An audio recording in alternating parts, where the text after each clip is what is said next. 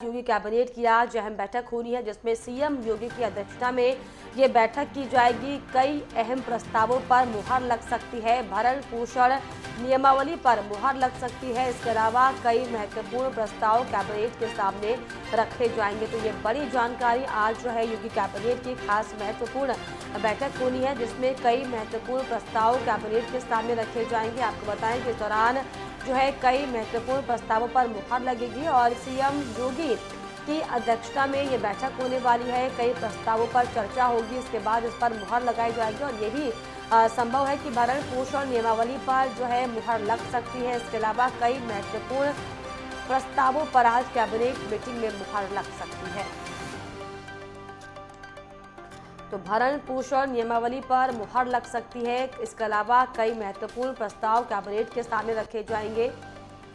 तो कैबिनेट बैठक आज खासतौर पर होने वाली है योगी कैबिनेट में। आपको बताएं कि कई महत्वपूर्ण बिंदुओं पर चर्चा होगी, जिसके बाद है इस पर मुहर लगाई जाएगी। अहम प्रस्तावों पर आज मुहर लग सकती है। इसके अलावा भरण पोषण नियमावली पर भी आज मुहर लगना संभव है।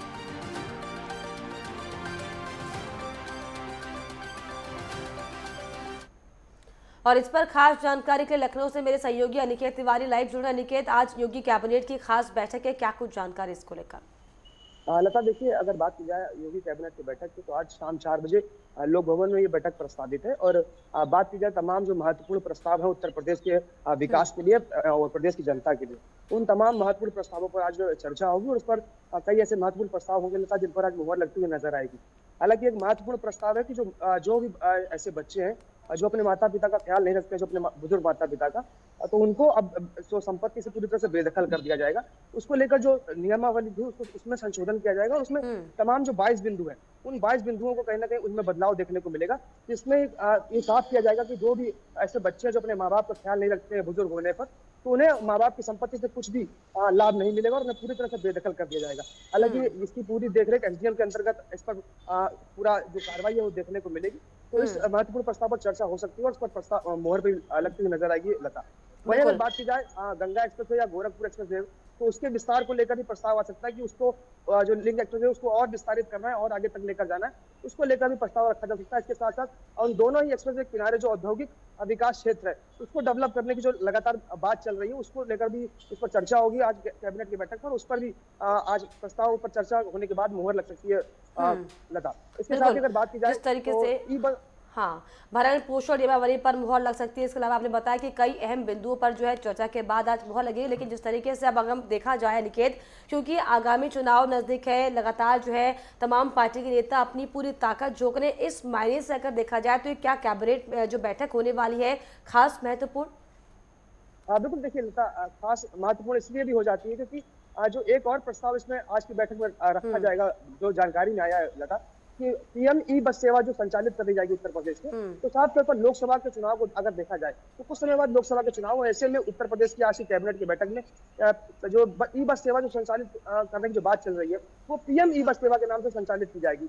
बताया जा रहा है कि उत्तर प्रदेश में जो 17 नगर निगम है, 17 नगर निगम में ये बस सेवा देखने को मिलेगी। जो शहर छोटे हैं वहां पर 50 बसें और जो उससे थोड़ा सा मध्यम वर्ग के हैं वहां पर 100 बसें और जो बड़े शहर है वहां पर 150 बसें चलाई जाएंगी। यानी कि मोबाइल के माध्यम से आप घर बैठकर ही पता लगा लेंगे कि आपकी रूट की बस कहां पर है, तो आप आसानी से उस बस का उस सुविधा का लाभ ले पाएंगे। तो उस बस सेवा को भी पीएम ई बस सेवा के नाम से संचालित किया जाएगा। तो साफ तौर पर आज की बैठक में ये एक महत्वपूर्ण प्रस्ताव भी रखा जाएगा, क्योंकि आगामी लोकसभा चुनाव और ऐसे में उत्तर प्रदेश के ऊपर एक बड़ी जिम्मेदारी है। लगातार ये दावा भी किया जा रहा है बीजेपी की तरफ से कि 80 सीटों पर जीत सुनिश्चित करनी है लता। तो साफ तौर पर इसके अलावा जिस तरीके से जो है कई जिले उत्तर प्रदेश में डेंगू की चपेट में है, क्या इसको लेकर भी खास चर्चा आज होनी है?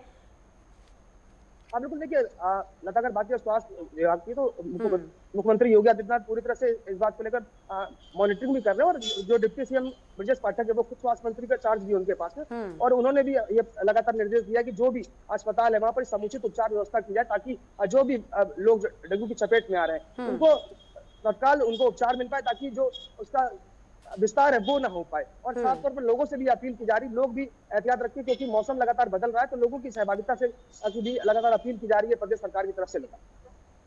बिल्कुल, लगातार जो है स्वास्थ्य महकमे में किस तरीके से अब आगे सुधार किया जाए, क्योंकि लगातार जो है कई ज़िले डेंगू की चपेट में आ गए हैं। तमाम अन्य परेशानी भी हैं जिनको लेकर आज खास चर्चा इस कैबिनेट बैठक में होने वाली है। आपने बताया कि शाम के 4 बजे बैठक होगी, लेकिन देखने वाली बात होगी अनिकेत कि जिस तरीके से तमाम तरह की उत्तर प्रदेश में जो तमाम शिकायतें आ रही हैं, चाहे वो डेंगू को लेकर हो, क्योंकि हम अक्सर देख रहे हैं कि आम जनजीवन जो है वो प्रताड़ित दिखाई पड़ रहा है, क्योंकि लगातार ये शिकायतें हो रही हैं कि तमाम दावे भले ही किए जाते हो, लेकिन धरातल पर जो है स्वास्थ्य महकमा पूरी तरीके से फेल है। हालांकि आप ये कह रहे हैं कि इसको लेकर आज खास चर्चा होगी कि किस तरीके से स्वास्थ्य महकमे को और ज्यादा मजबूत किया जाए। हाँ बिल्कुल, देखिए लता, अगर बात की जाए मुख्यमंत्री योगी आदित्यनाथ की, तो समय हम्म। समय पर वो सभी विभागों की समीक्षा करते हैं।